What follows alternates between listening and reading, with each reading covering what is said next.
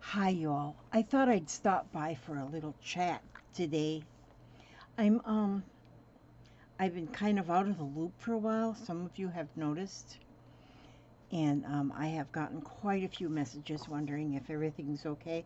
And everything is okay. It's just um I've been I just been I guess I've just been busy. And so you know what I thought I want to do today? I haven't done any real slow stitching lately. I haven't just done some slow stitching, so I thought I want to do something that's kind of like slow stitching here. Well, it is slow stitching. So I'm just getting me a bunch of, I just got this whole big wad of um, this yarn here, and so I want to do some couching. So and this here piece of fabric is actually, if you ever get the opportunity to get a sample book of like upholstery fabrics and stuff, oh my gosh, you can get the most gorgeous fabrics. And being upholstery fabrics, they're of a good weight. This one here is pretty. I love this one. So I I thought I'm going to let me see. I'm going to get my yarn, and I'm just going to fold it half in two, and I'm going to have it about the length of this piece of fabric that I have.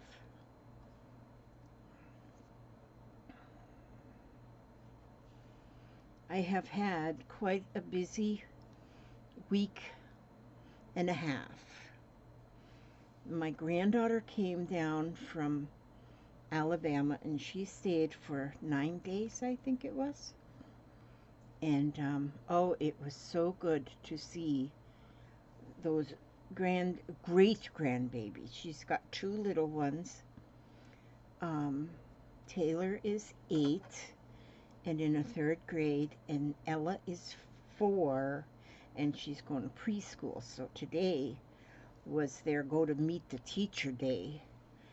So Ella Grace is not too crazy about leaving her mom, and bless her heart, she is not too enamored with that. And so, but Mama says, yeah, she'll do it. And so, bless her heart. Let me see what I'm going to do with this. I'm not sure exactly how. Make this knot here. Okay, so, okay, I don't know what I'm doing here yet, so let me see. I want to braid one half of this yarn. Hope you all have been doing okay. I'm concerned for everybody these days because I hear about the COVID getting worse, or whatever they're calling it now, Delta variant or something. I'm concerned about that for everybody. Okay, let's see. Maybe I'll braid this end. Let me see if I can get 1, 2, 3, 4, 5. 1, 2, 3, 4, 5. Let me see if I can get kind of 6, 7, 6, 7. The amount on same on 1, 2, 3, 4. 1, 2, 3, 4, 5, 6, 7. Yeah, that'll be good. Okay, I'm just going to braid this part first. Lemonade's dumped and the jug's thrown away, and I made you a new container of juice. Okay, thank you, sweetie. You are such a wonderful man. Okay, thank you for letting us know that. So I'm braiding this part first.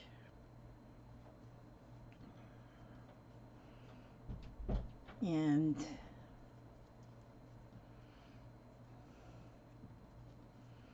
this is, oh, I think this is going to be a tree. So this is first the tree trunk.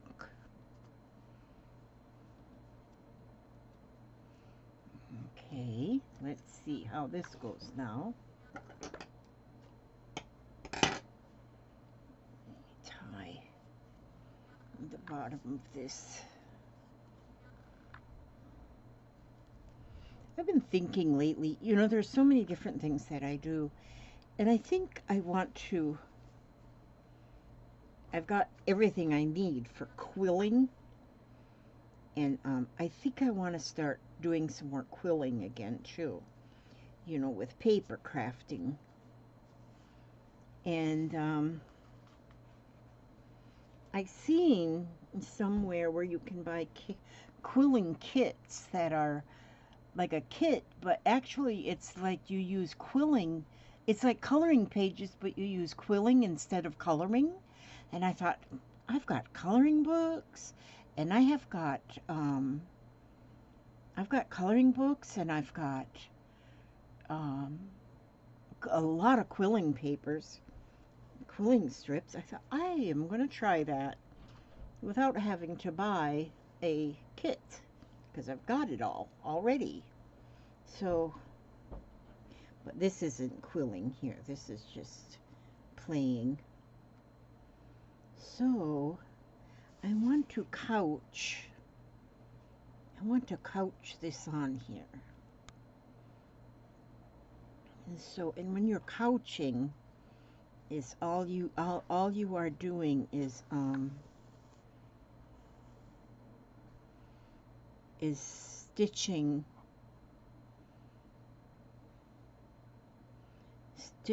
the threads to the.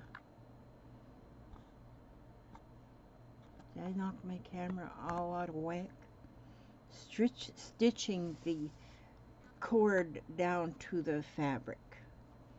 So let me see if I can do that. I was going to try and do it like a, well, I don't think. I was going to try and do it sort of like,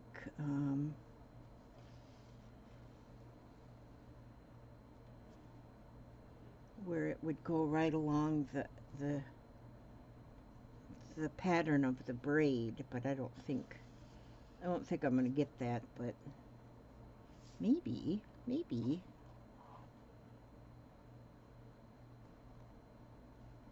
I think that would look pretty cool.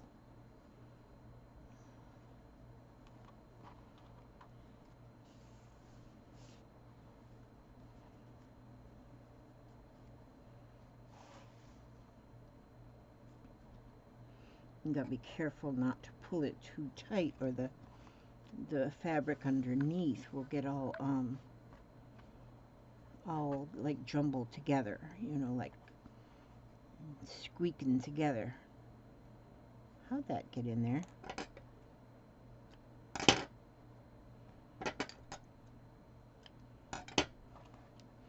So yes, we had so much fun. I had so much fun anyway, having them grandyoungins here, the great-grandchildren. I feel so blessed to have had them. There are some people that never get that opportunity to spend time with great-grandchildren.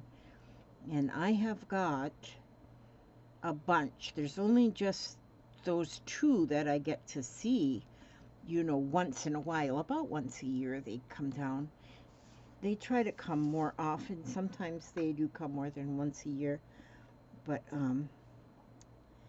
my goodness, it's a blessing when they can come. And we did so many fun artsy things together. And we did so many. We did painting, mainly painting is what we did. painting rocks, and we painted t-shirts. I was amazed watching these kids how well that they did with their rocks. Well, I make the rocks out of concrete, you know. Ouch. I make the rocks out of concrete. I got little molds, and then I buy concrete, and then I make the rocks. We don't have many rocks that we can just go pick up off the street, you know.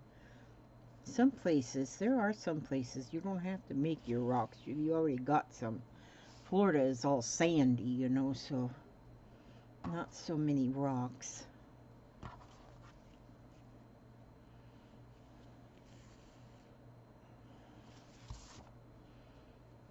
Okay. So, but yep, I made them. Okay, let's see how I want to make this look like it's along that braid.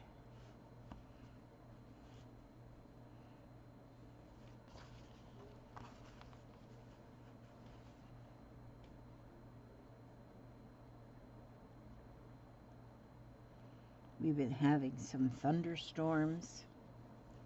I kind of like thunderstorms. We always need the rain. We can't complain about not having rain, because we do need that.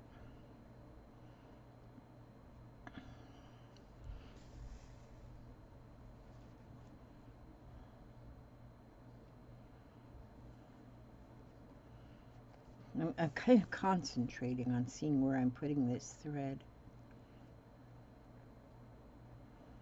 I'm going to get caught up with I haven't done my own crafting a lot while the kids were here. And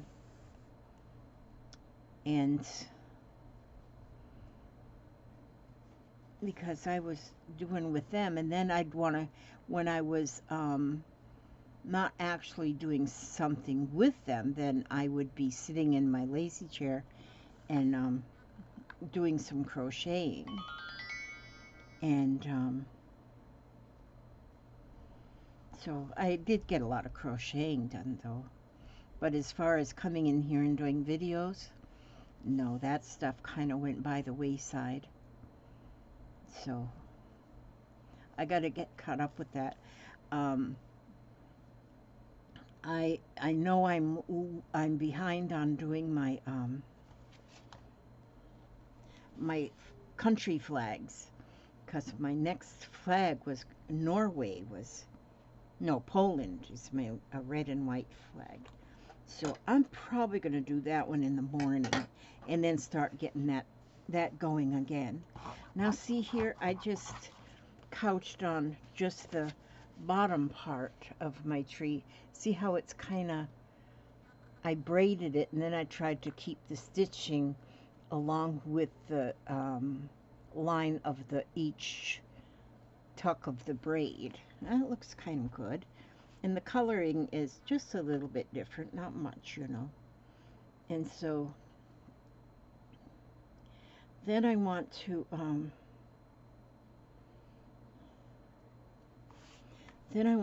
use these, and I want to make some branches.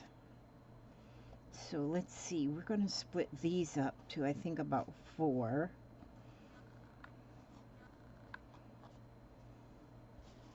Okay, and so for them now, I'm not going to braid them.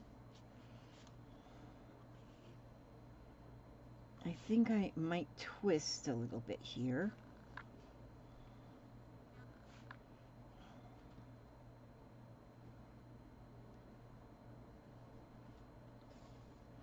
And then I'm going to couch them on. And couching is nothing but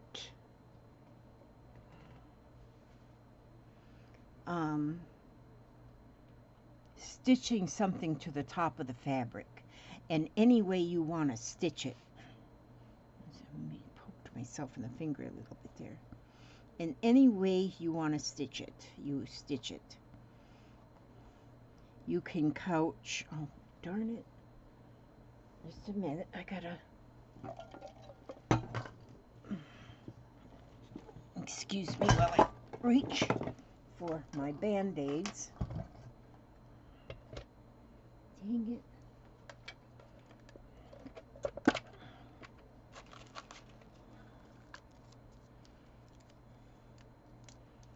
Thank you, Ray, for these Band-Aids. Ray sent me special Band-Aids. She's my friend. So, since I just poked myself with that Band-Aid, and I don't want to have any red on my tree, I have to put on my Band-Aid. There.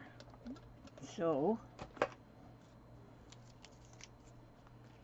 okay, now, okay, Elizabeth, be careful, the needle is sharp.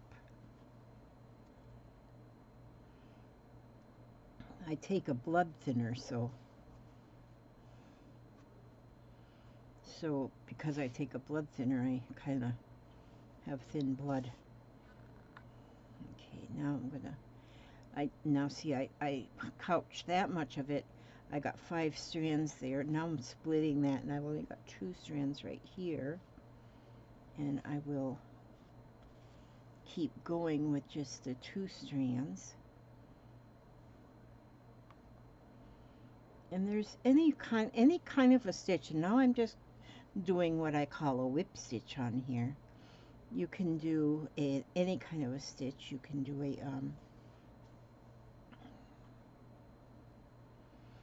a blanket stitch, any kind of a stitch. Just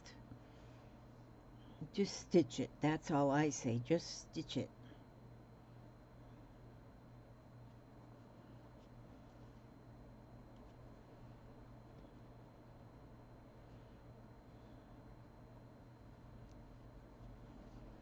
Boy, why am I quiet? This is kind of weird. I'm kind of weird here. I'm weirding myself out because I'm quiet. I'm not normally quiet. And,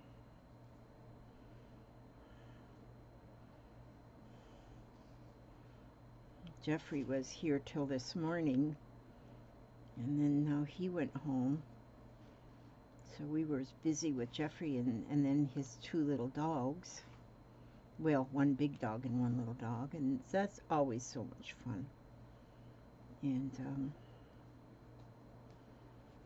he's got his new dog. Oh my gosh, little Shaggy. Shaggy's a Shih Tzu, little tiny. Oh my gosh, she's so adorable. And she just wants to chew on everything. She drags things everywhere. And you just can't get onto her for dragging things around, because she's so cute. And she looks at you with those eyes. We say, Shaggy, did you do that? And of course, you know, you just have to let her have her way because she's so cute. And so, but she's still just a puppy, so she's in that chewing stage. Yeah, there's one folding metal, you know, the folding metal chairs that goes with card tables and stuff. Well, it's folded up and it's leaning up against the wall. And that puppy thinks that she can chew the leg of that chair off. We tell her, Shaggy, that's not chewable. You can't be chewing that. And, bless her heart, she just wants to chew it anyway. And so, and then his big dog, Pluto. Now, Shaggy, she does not know how to walk. She only knows how to run. And she can jump like she's a grasshopper. And she can jump up high. I mean, she can take a flying leap and land up on the couch. And I mean, because I had first thought, well, we need to get her like some stair steps, you know, them doggy stair steps, to be able to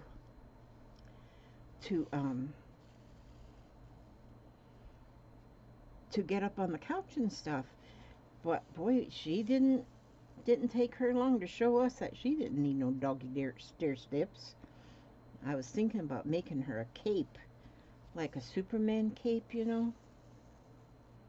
That's what she needs. Let me see. I wonder if I can just go along. Darn it. Just a minute.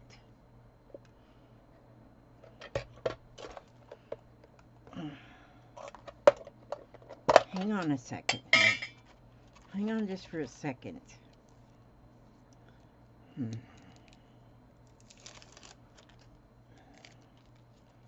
Going too fast here. Something. See, I got away from my sharp needles for a while and forgot how to use them. Okay, there we go. 2 Band-Aids.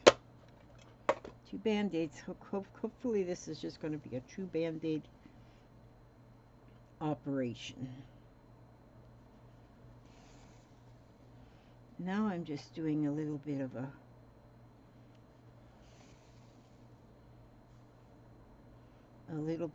what is this? This is like a back stitch, I think. Just making like a little twig coming off of that branch. Off of the limb. See, I call this is the trunk, and then this thicker part is a branch, and then this is a limb. Now I'm making a twig. Okay.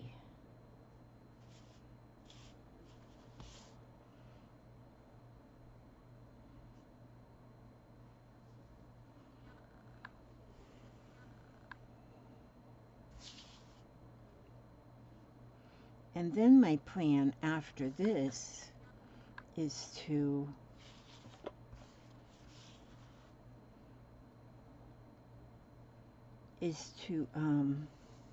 use yo-yos on here for flowers or something. We don't know what kind of tree it is.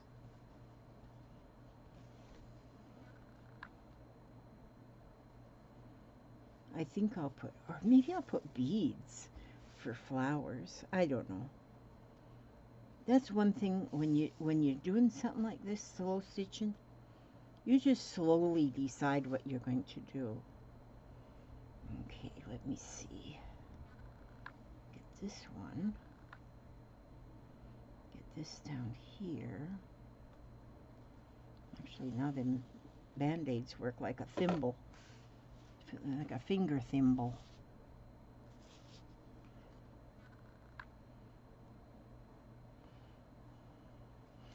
And this kind of a work, or if you want to call it work, I don't usually call this work because work is doing dishes and mopping the floor. There's been work being done around my house today. Papa did the floors with the steam mop because after Shaggy went home, well, I don't know why she goes outside when she had to go to the big job, but the little job she did it on the kitchen floor, and we'd wipe it up, you know. But then after she went home, we said, well, now we gotta steam mop the floor. So Papa did that part, and then Papa did the dishes. Tommy Sue came over and cleaned my refrigerator, which was awesome because my refrigerator needed cleaning. There was so many spills and stuff in there that it needed cleaning. So she did that for me. Bless her heart. That was great.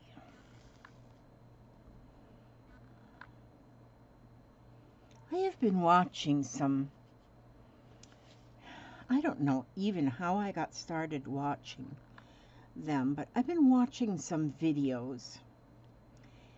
They're called the soft white underbelly. I don't know if you have watched any of those kind of videos.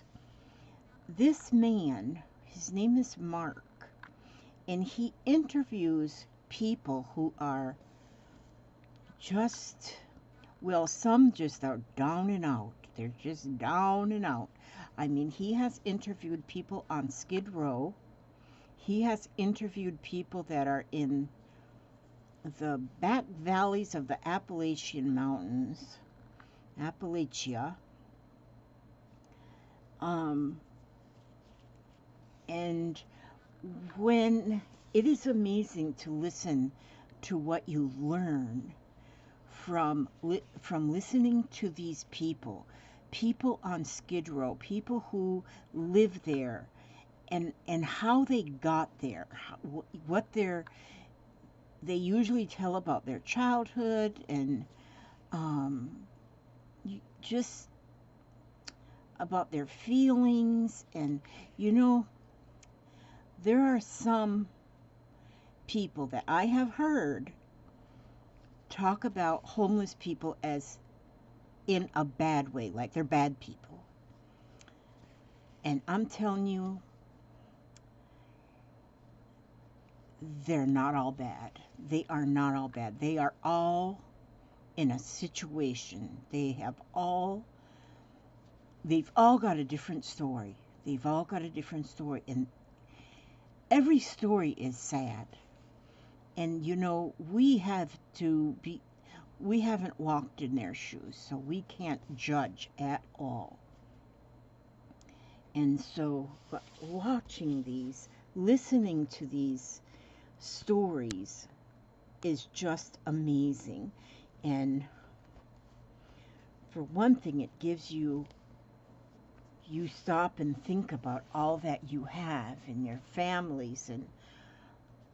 And I mean, if you have just nothing but scraps, you have more than them. And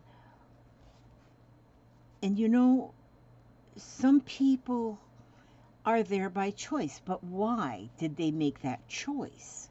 Some people are there by chance. It's their only, I mean, and not just Skid Row in California. There's a lot of places just like that all over our country, because they showed people like up in Salem, Oregon, that is just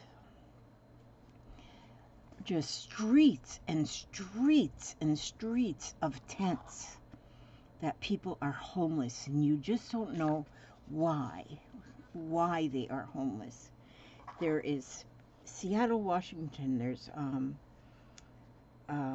Salem, Oregon. No, was it Salem? And I don't remember now, but I know it was Seattle, Washington was one of them.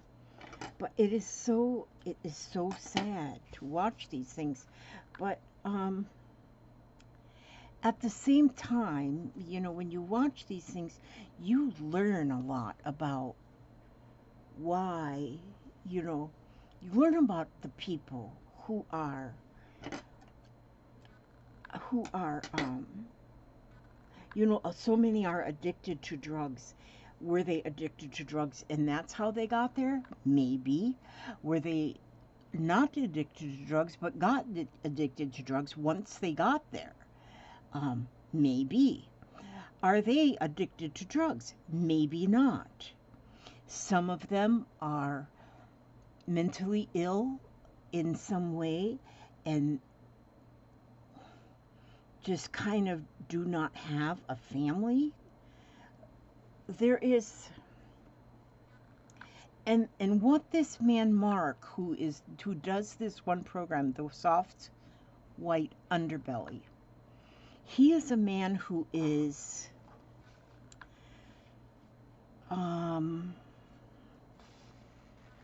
he is, how do you say it? He is kind of showing what happens when there's no love. And families should, in my opinion, have unconditional love when it comes to your family members, like your children and your siblings and whatever. It should be unconditional love, but it isn't always.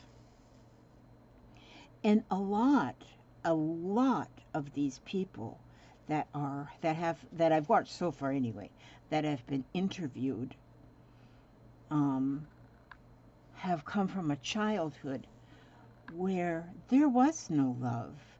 There was, and most all of them, I don't think I have heard any of them that said that they were raised by both parents for their whole life. They're all saying, no, my parents were divorced when I was just little bitty. There was one lady, she's 71 years old, and she's been on Skid Row since she's been 3.5 years old. And her mother just dropped her off and just let the street people raise her. And she's a mess, I'm telling you.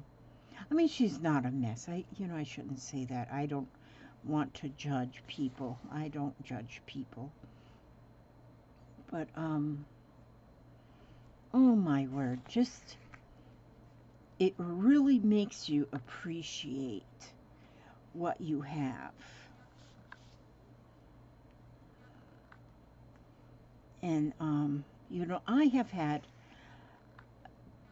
when I listen to some of these, I hear my own story in some of them in my younger years. Because I did have some years that were rough. The end of my teenage years and my early 20s. I had some of those same things that some of these people have. And I am blessed to say, I'm proud to say that I was so blessed to be able to get out of that.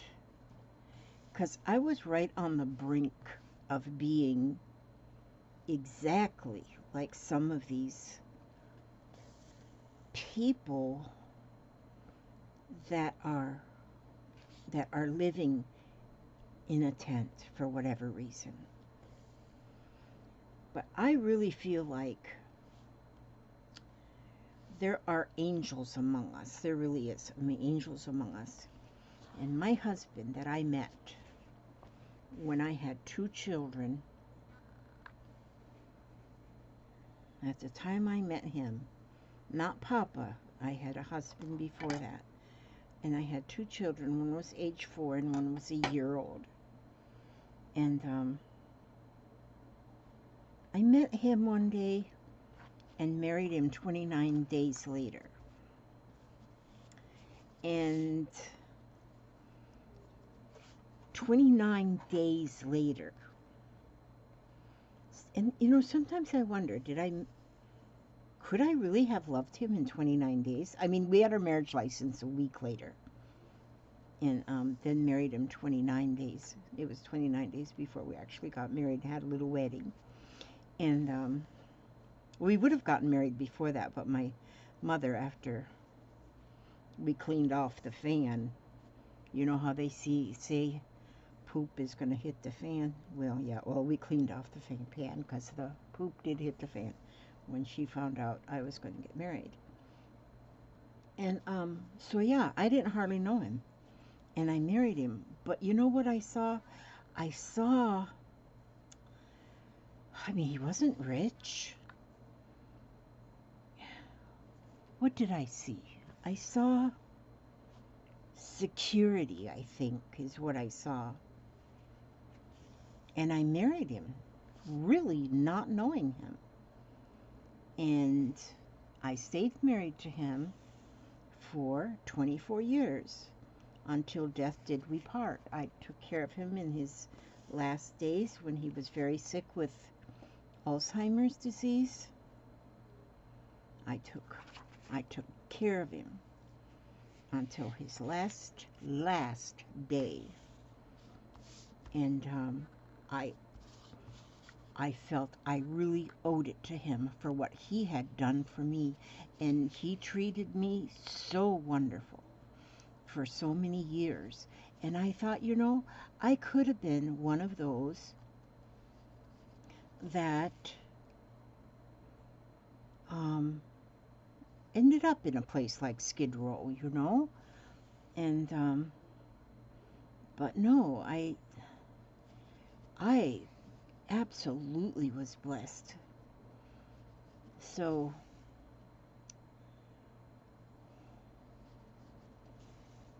and then shortly after my husband died, Ernie died, I had met, well, about 8 months later, I met Papa. And, and then, and it was about a year and a half after Ernie died that Papa moved in with me. He's my second hero. And so our courtship went a little bit longer, you know, but even still, it was like, it was awesome. Everything about him is awesome. I mean, he mopped my floors today. Mopped my kitchen floor. Bless his heart. He is so good to me, I'm telling you. And again, he didn't have money. I wasn't looking for anybody with money. I wasn't looking for anybody, period. I wasn't looking for anybody, period. But he somehow come into my life. And he'd been a single man, for a widower, for, I don't know, about 15 years before we met. And it's like, we clicked. We clicked. I could talk to him for hours. Hours and hours. And I could talk to him about anything for hours and hours. And it took me a while to actually marry him. We lived together for, I think, 2 years before I actually did marry him. And the silly thing was I did not want to change my name. I did not want to change my name because I was married to a brewer and my kids were brewers. I wanted to be a brewer. I didn't want to change my name. Well, I didn't realize till later on that I did not have to change my name. And so I hyphenated it. So that's why it's Brewer Phillips, because I did not want to get rid of the name Brewer. Because Ernie Brewer saved my life, I believe. He adopted both of my children right away. Then we had 2 more children. We had 1 more right away, and then we had 11 years later another. And so it just, you know, it's, everybody is like one day away of being homeless or abandoned. And one day or one paycheck away from being in the same situation a lot of these people are. And yet I still hear bad talk about, you know, homeless. We don't want homeless people in our neighborhood. We don't. Where are they supposed to go? Where are they supposed to go? Where can they be accepted? You know, it's just, I don't know the answers to that, but there are so many that. Now, there was one place I seen that has got a lot of homeless people.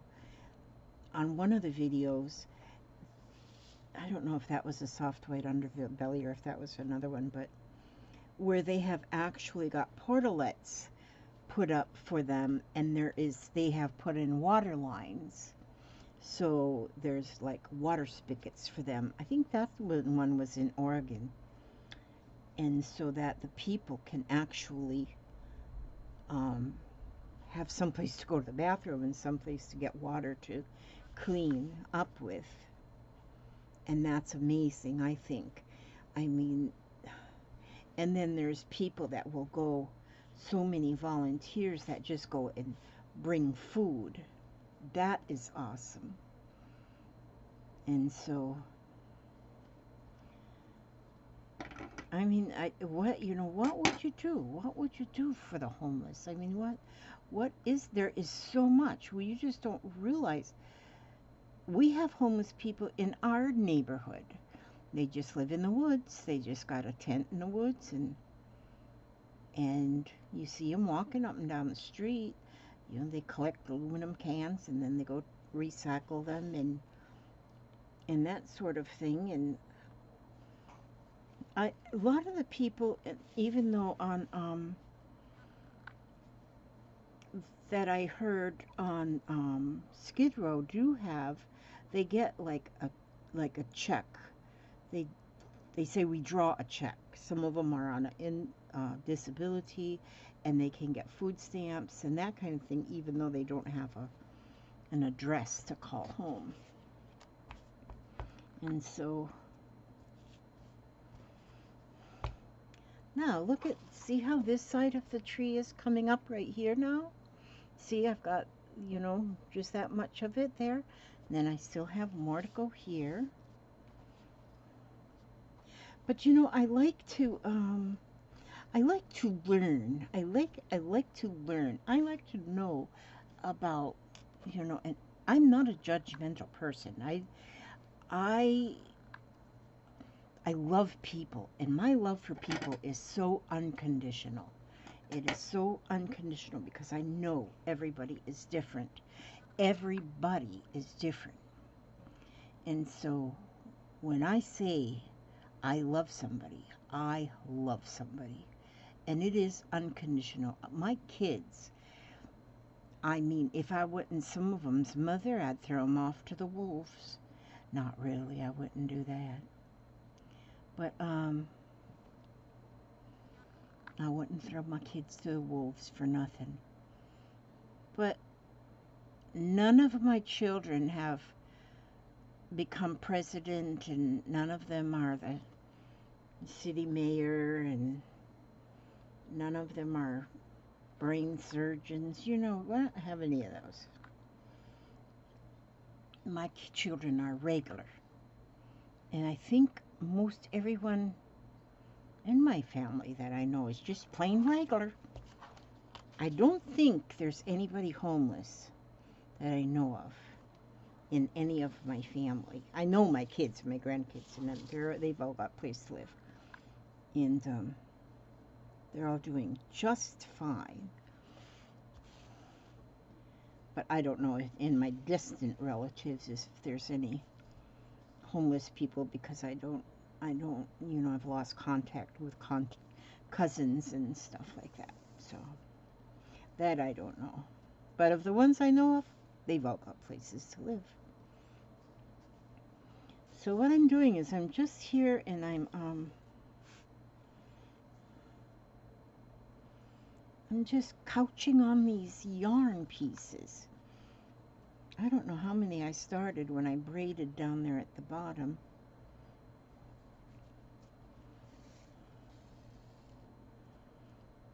How many strands? A couple dozen, I guess, strands anyway.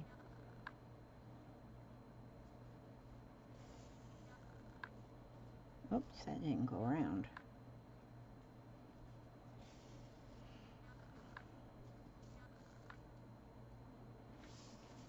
We were, when my husband and I, when Ernie and I, I'll call him Ernie, because my husband now is Richard. We call him Papa.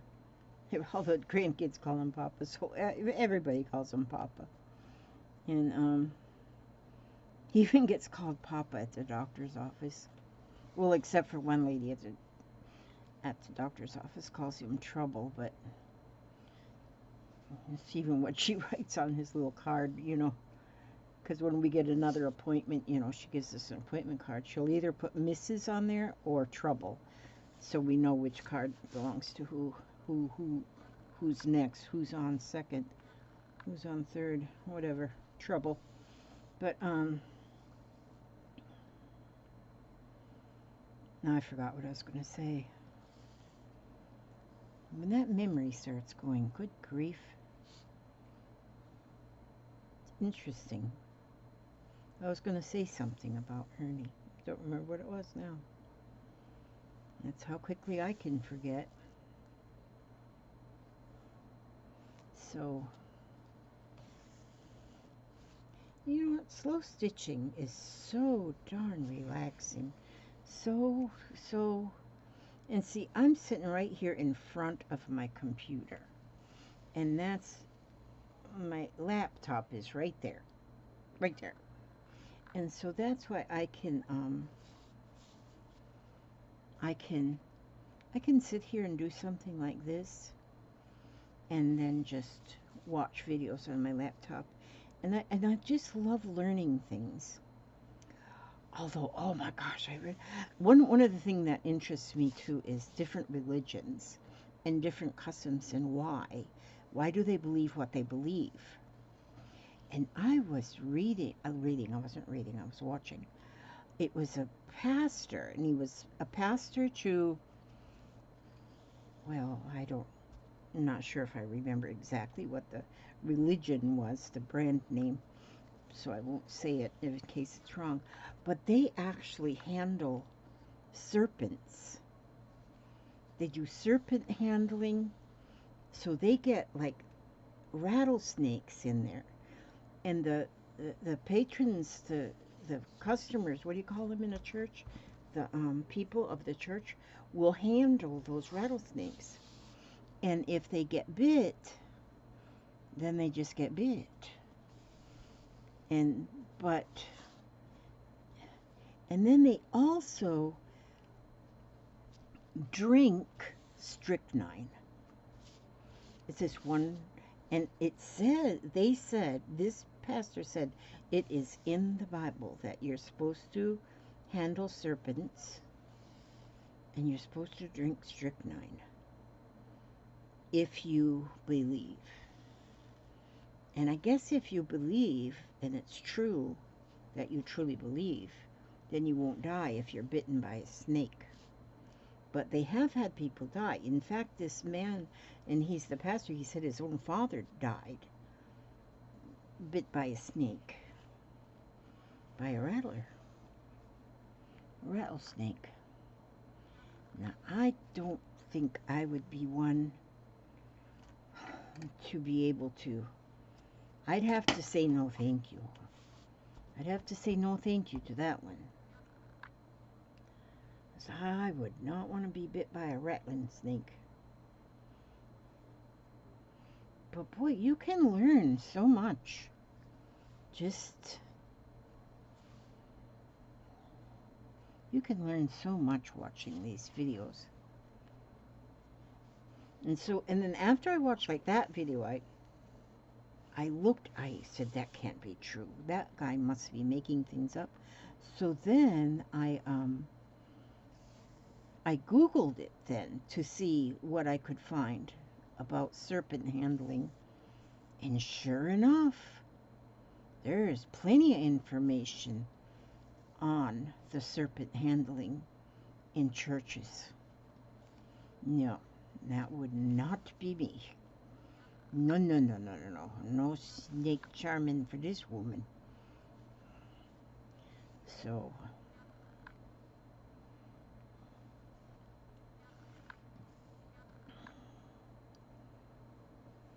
but you know, if that's what you believe and that's what you all want to do, again, we are not here to judge. And if you're a snake handler yourself, I know, like you. Oh, it's 7 o'clock. Where's my phone? If you're a snake handler, you know, Egypt, I think, is where they have snake charmers or something. They have cobras and I don't know. Maybe that's just in the movies. I don't know. But they have like cobras in. Is that what they are with the big wide head that fans out and they're so pretty? Some snakes really are pretty. But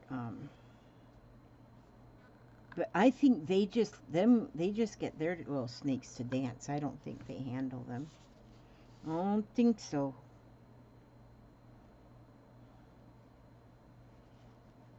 And so, yeah.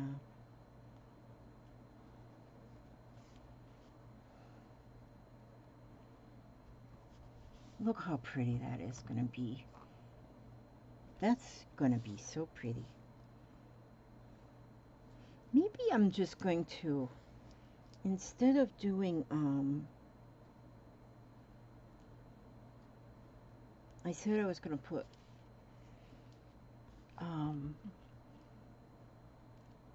those things on here, the, Suffolk Puffs, the, those things, yeah, yo-yos. But I don't think I will. I think I'll actually just use some embroidery floss, and maybe I'll just go with leaves, making leaves on the tree. Then maybe I could get some, like, red buttons, and they could be the apples. So I do have some red buttons in my 31.5 pounds of buttons. That's another thing I'm working on, is my house. And I have to update you on the house too, on my button house. It's turning out so adorable. And what I found that I had a little, it's a square about as big, not as big as this mat here, but it's a wooden turntable.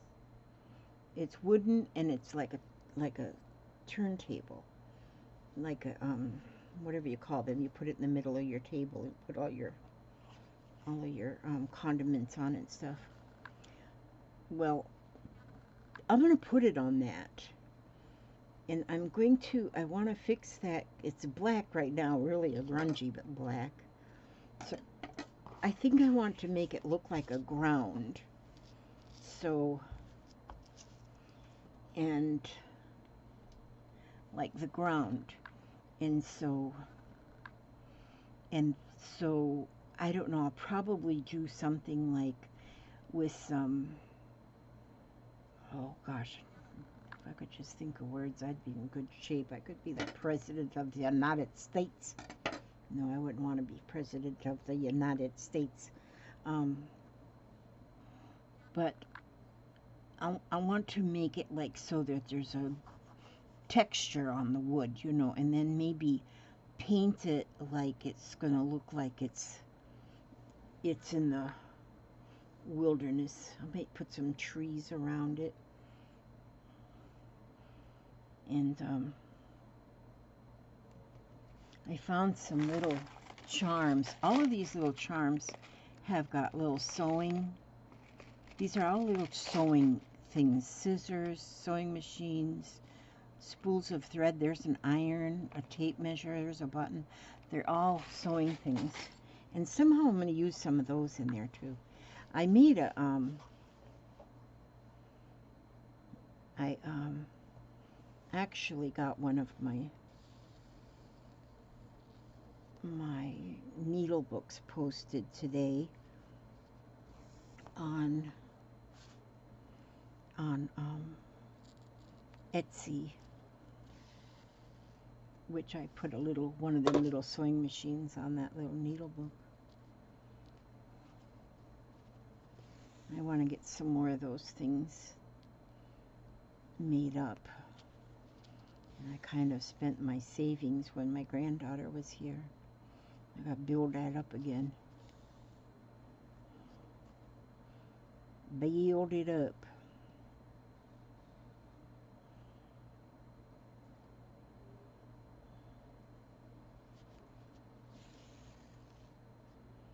I got a couple of thank you notes I got to get sent out telling you. I had one dear lady. Oh my gosh, I can't believe she sent me money. She sent me, I cried for half an hour. I got an envelope in the mail, and I didn't recognize the name. And I didn't open it right away. I didn't open it. I was in the middle of doing something when Papa brought the mail in, and so I didn't open it right away. And I opened it like an hour later, and I opened it, and I could just sit there numb. I couldn't believe she sent money. And she said, just because she loves my videos. And that, she said some other just absolutely awesome things that I just can't even tell you how that kind of stuff, it just made me feel so, well, and I used to feel so unworthy. I had a spell in my life that, don't tell me anything good because I'm not worthy of it. I'm just not worthy. And I'm not that bad anymore, but I still have it a little bit. And I still have it a little bit. And so when something like that happens, now don't be sending me money. No, I'm not saying that at all. Please don't. I got plenty. We have plenty here in our house for my crafting and bill paying. We have enough. And that's what we have lived on, is enough. And so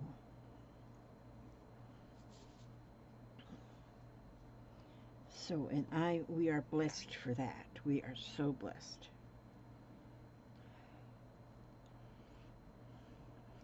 My little granddaughter Ella, she's got her favorite blanket. It's an Elsa blanket. But the binding was coming off of it.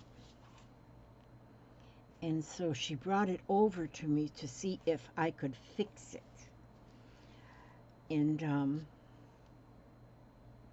And so I said, of course I can. Well, I had my antique sewing machine just stays on my dining room table. Well, it's not on there right now because we had to clear it to eat. But I fixed it using that. It's a hand crank machine. It's not electric at all. Not a treadle. It's a hand crank. And so it was so fun because Aria was here too at the same time. And she says, I'll crank that for you. And I said, oh, that'll be perfect. So she sat there and she cranked while I sewed. While I held the binding, onto the blanket to where we could get it back on that blanket. And and Aria was so happy to be able to help me. She'd say, look, Mom, I'm sewing. Or I'm helping, or whatever she said. But it was so amazing. And Ella was just watching us get her blanket fixed, and she was so excited that it was fixed and that binding was no longer just hanging off, because that was her favorite blanket, her Elsa blanket. She had to have that to sleep with. So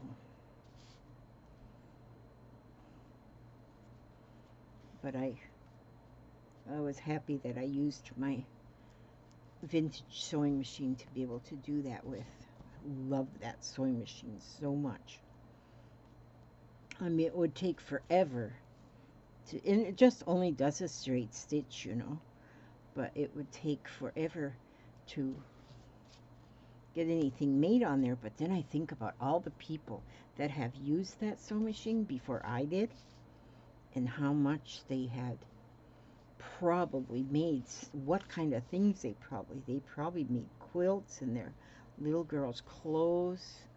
No telling what was all made, because it was made in 1904, I think. I think it was 04, or it might have been 03, but it was definitely old Singer.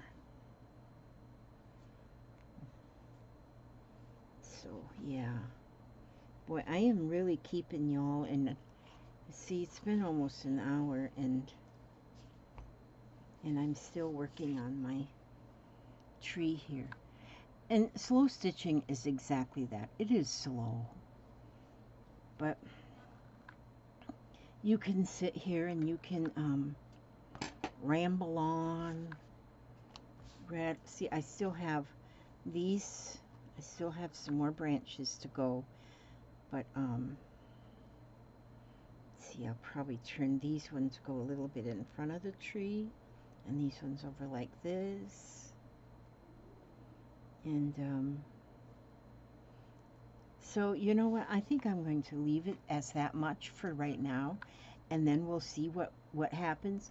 When I'm done with this, I'm going to stitch it inside of one of my pillow slow stitching journals. But yeah, I think I am going to use colorful embroidery floss to make leaves on this tree, and then maybe I might use some red and make some apples on the tree and make it an apple tree. And so this part here I might just leave, because these are the roots of the tree, and I might just leave them just right like that. Okay, I did a little organizing here and got my books in front of me, and except I need to have an arm that's about 1 inch longer. Oh, I have to stand up and get my book. But I'm going to take this book today. You are stronger than you know. Words of hope and encouragement for someone living with a chronic illness. Let's go. Okay, I've read that one a bunch of times. Okay, this one here.